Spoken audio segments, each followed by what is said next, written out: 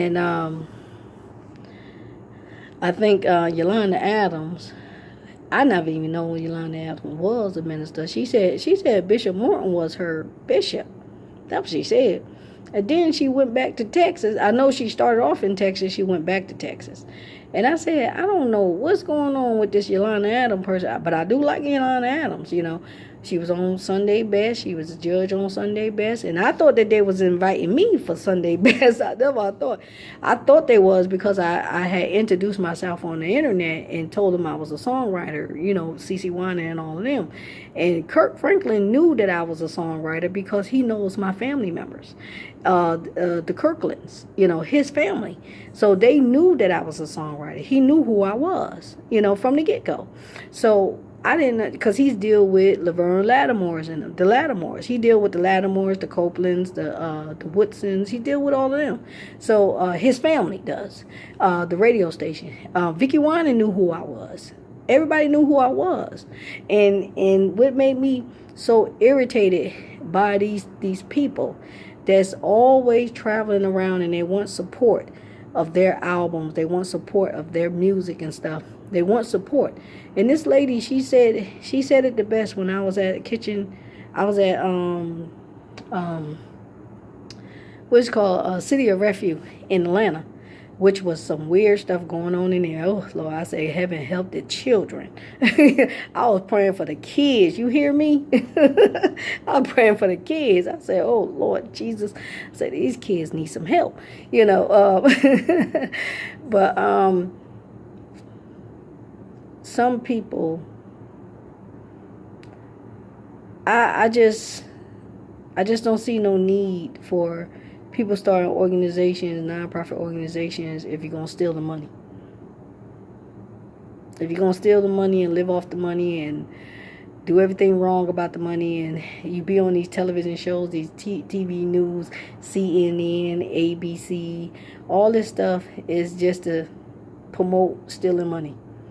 Stealing people's life, stealing people who really has a hang on their life, and they don't go after the ones that don't have a hand over their life. They go at the ones that know something about their life and know what they're supposed to do and know, you know what I'm saying? So I can see like you following a person, but really putting your hands and destroying a person's path. You literally took a sledgehammer or a jackhammer and tore that person's path up. And now you think that God is not going to repair it back. So that's a person that doesn't have faith in Jesus. Because Jesus told the priests. Now look at the combination that Jesus had with the priests and look at the distance that they replied. Okay, it was a distance between Jesus and his own people. His own people. So it was a distance between Joseph and his brothers. It was a distance between Mary in the community. It was one woman that was innocent and didn't do anything, and the community came against her.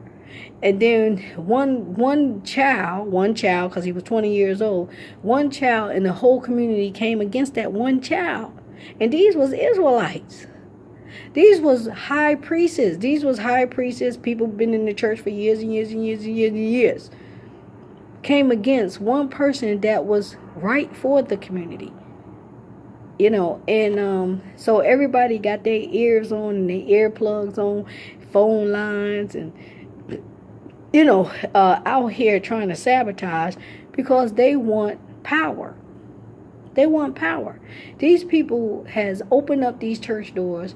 And they got these people in the pulpit, and now they want power. They want power and dominion over the people that God has really set forth to really do something in life. You know what I'm saying? And they want power over that person. They're not going to rest until they get the power. But you can never have, I don't understand how they call it power. You can never have power when God can't. Where you going to get it from? Where are you getting the power from? If God didn't give it to you. See, that's why I say these people is serving the devil. They serving Satan. They ain't serving no damn God. And I be trying to tell people, if y'all don't wake up, I'm telling you, these young kids is getting drawn in, sucked in. Some of them is real good people, some good kids and stuff. But honey, I'm telling you, these type of kids is getting sucked in. Oprah Winfrey and Barack Obama done went in on the campuses and promised. Now, I would like to, for every teenager, for every young person that was in these colleges that Barack Obama and Oprah Winfrey went to visit and shared their little promotion to vote for Barack Obama, I want you to share your story about your tuition. I want to see if it made a difference about your tuition. Did your tuition change? Did they make did they keep their promise? Are you debt free? Or what is it in your tuition that they promised you if you vote for Barack Obama, if you vote for these candidates? Did it make a difference in your education? When you come out of school, will you be debt free? Will you be able to afford the things that you want in life, that you went to school to try to afford to get it? Tell me. Get on the YouTube and tell me. Because number one, when they sit there and give money away, they gave money to you that did not belong to the federal government themselves. That's number one. You're going to pay the price for that. Okay. You weep with yourself. Okay. If you sit up there and you take money that don't belong to you. See, I already had money put away, so I didn't need the government money. I didn't need a loan. I didn't need nothing. Trust me, I had money put away. So what I'm trying to tell you is that there is a epidemic going around of people who's punishing people who have worked hard and who have did the right thing in life and saved up money and put money away, and here it is, some angry people that's charging after us and saying that we need to feel ashamed, and we don't need to feel ashamed. We don't need to feel ashamed. I tell my daughter the same thing. Why feel ashamed about your mother I worked hard to give you a future. I worked hard where that you don't have to work hard the way I had to work hard. You know what I'm saying? My daughter should never let her family make her feel ashamed that I worked hard. I really worked. I didn't sell drugs to get this. I didn't sell my butt to get this. I didn't sell people out to get this. I actually worked a 9-to-5 job. I actually worked 16 to 18 hours a day to make ends meet, to pay our bills. I never was behind in my bills, never was behind in my rent. You know what I'm saying? So I clothed my child. You know what I'm saying? She grew up in a nice environment. And for ghetto people, I'm going to say ghetto because I'm ghetto myself. For ghetto people to come around my child and say, oh, we're going to mess her child up and we're going to let her see this. And we're going to, my daughter has to make a decision. Rather she want to be like these people, rather she want to stay like these people, rather she want to suffer along with these people, rather she wants you cannot suffer with people who don't want to do anything, don't want to make changes, and don't want to move on. Everybody wants to stay in the same spot. So my thing is this. I understand what they doing and stuff like that, but you got to be able to do something with your life. And I worked hard so my child can have. I worked hard for through my LLC so that my child can have a future. You know what I'm saying?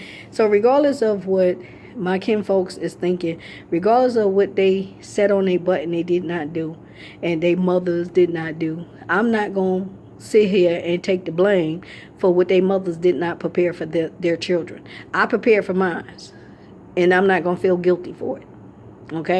Okay, so I was just responding to that because the young man said something about it, and I said, I would like to know that too, myself. Did that make a difference in your life?